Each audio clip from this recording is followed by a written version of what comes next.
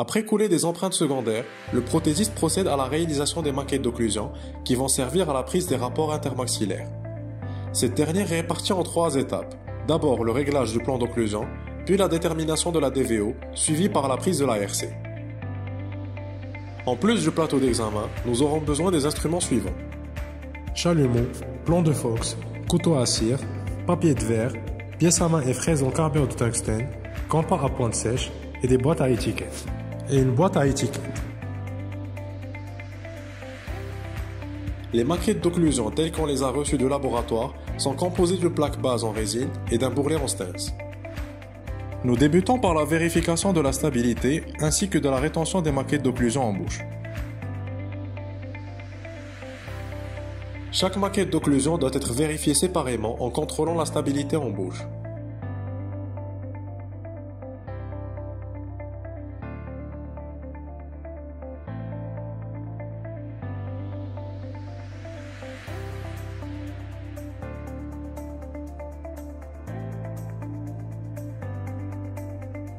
Tout d'abord, nous commençons par le réglage du plan d'occlusion.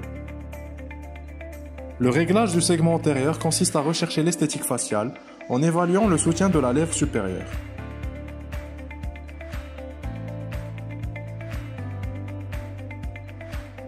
La convexité excessive nous a amené à réduire, à l'aide du papier de verre, le bourrelet en stance.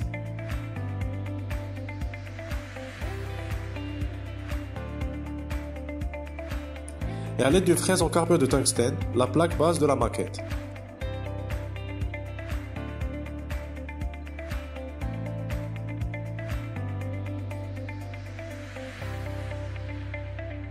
Le réglage anatomique consiste à rechercher le parallélisme entre la ligne bipupillaire et le plan de Fox. Ce dernier est plaqué contre le bourrelet d'occlusion et une réglette est placée au milieu des yeux afin de bien visualiser cette ligne bipupillaire.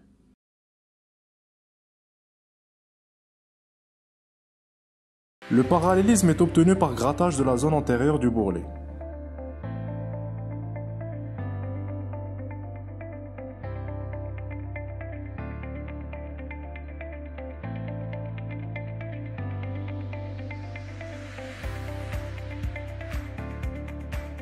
On note bien ici que le parallélisme est obtenu. Pour le réglage de la partie visible du bourrelet, le patient est amené à prononcer feu, veu. La lèvre inférieure doit effleurer le bourrelet d'occlusion supérieure lors de cette manœuvre. Une réduction de la hauteur du bourrelet au niveau antérieur est réalisée jusqu'à l'obtention d'une prononciation correcte par le patient.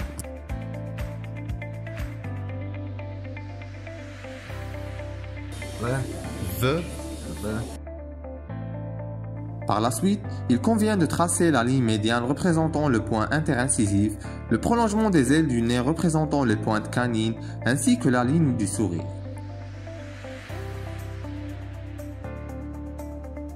Ces 3 repères sont marqués à l'aide d'un feutre fin en bouche, puis recréés en extrabuccal avec un couteau à cire.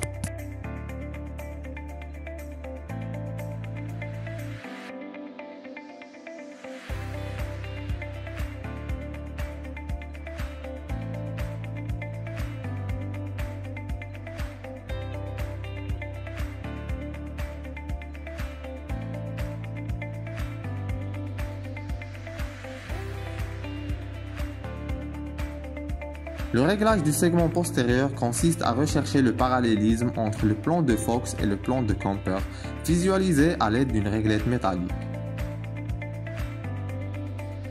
Nous remarquons qu'il y a une convergence entre les deux plans.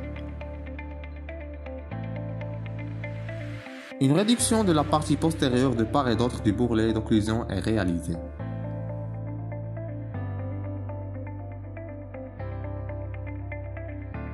Nous pouvons constater ici le parfait parallélisme entre le plan de Fox et le plan de Camper, aussi bien à gauche qu'à droite.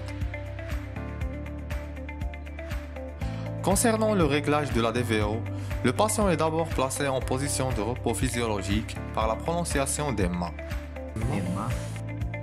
Celle-ci nous permet de mesurer la dimension verticale de repos physiologique indiquée par un point sous-nasal et un point sur le menton. Puis, on calcule la dimension verticale d'occlusion.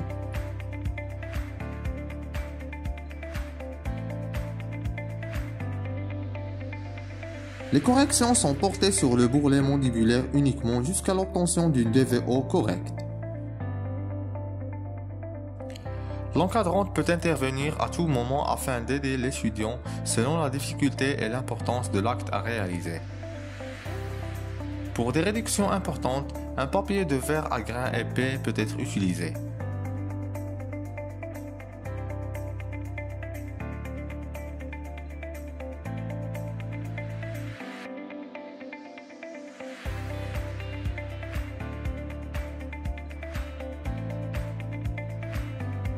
Le procédé de réduction peut être répété à plusieurs reprises jusqu'à rétablissement des contacts entre les deux bourrelets.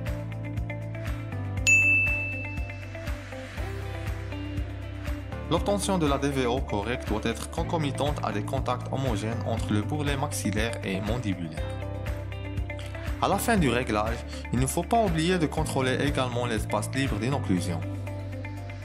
Arrivé à l'étape de la prise de la RC, une démonstration a été réalisée par l'encadrante afin de montrer les zones à réduire au niveau du bourrelet mandibulaire.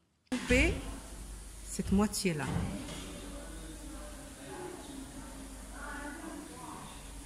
Donc la DVO elle ne sera maintenue que par cette partie antérieure. Donc la moitié du bourrelet postérieur est supprimée pour relâcher les muscles ptérygoïdiens latéraux.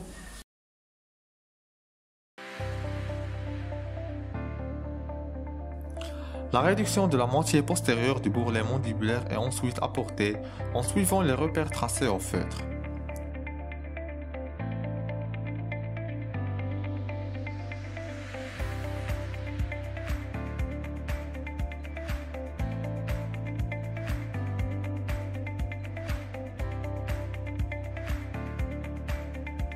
Concernant la maquette d'occlusion maxillaire, 4 rainures convergentes vers le palais sont taillées à l'emplacement des molaires.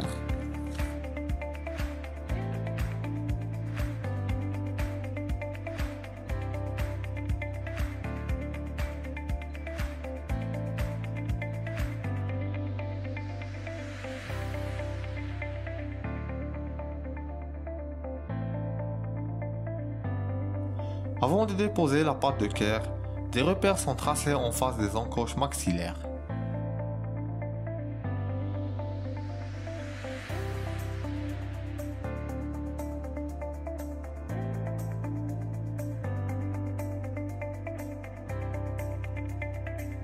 La pâte de Kerr est chauffée, puis déposée au niveau du bourrelet mandibulaire en regard des rainures maxillaires.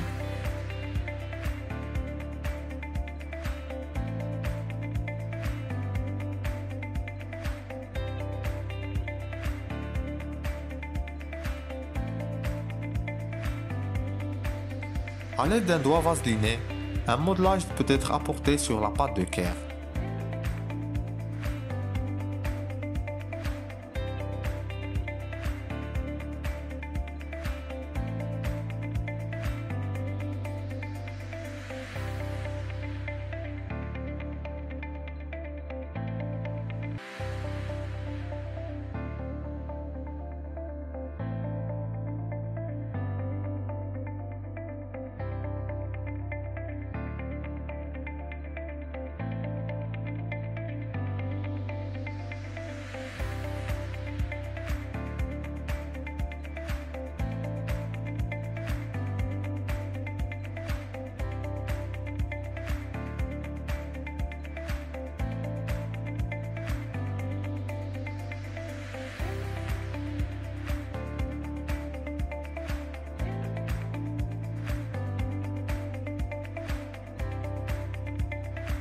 Les débordements sont ensuite éliminés à l'aide d'un couteau à cire.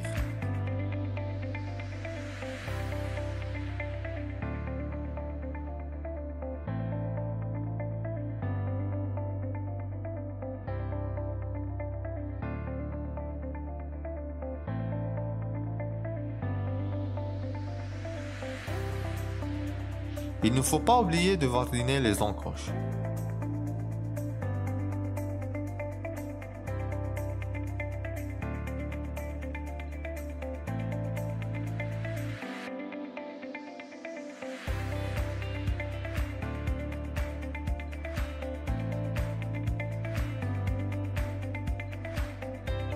Le praticien prend le menton du patient dans le creux de sa main. Essaye d'abord de relâcher sa mandibule avant de la guider en RC.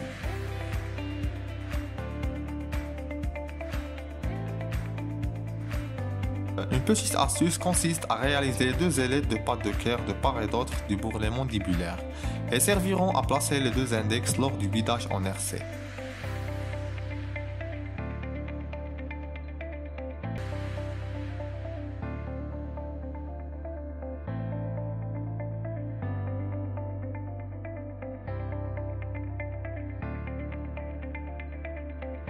Nous pouvons remarquer la bonne fusion de la pâte de cœur au niveau des encoches, permettant une bonne solidarisation en RC. Le choix des dents doit succéder à la prise de la RC en tenant compte des différents aspects de l'examen clinique.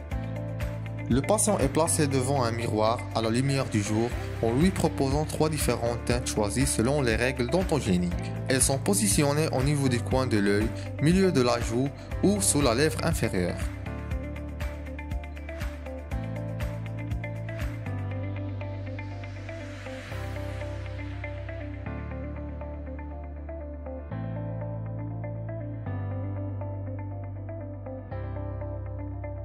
Le choix des dimensions se fait par mesure de la distance entre les pointes canines ainsi que la hauteur du bourrelet.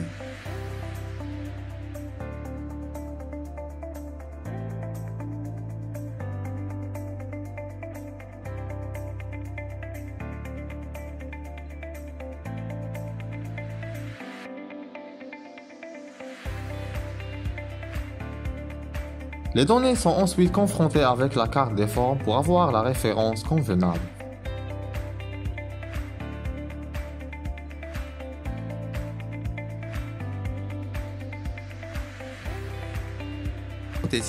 Et les maquettes d'occlusion avec leur modèle de travail. Le jeu complet des dents prothétiques et les maquettes d'occlusion avec leur modèle de travail sont ensuite placés dans la boîte puis déposés au niveau du laboratoire pour la réalisation du montage des dents.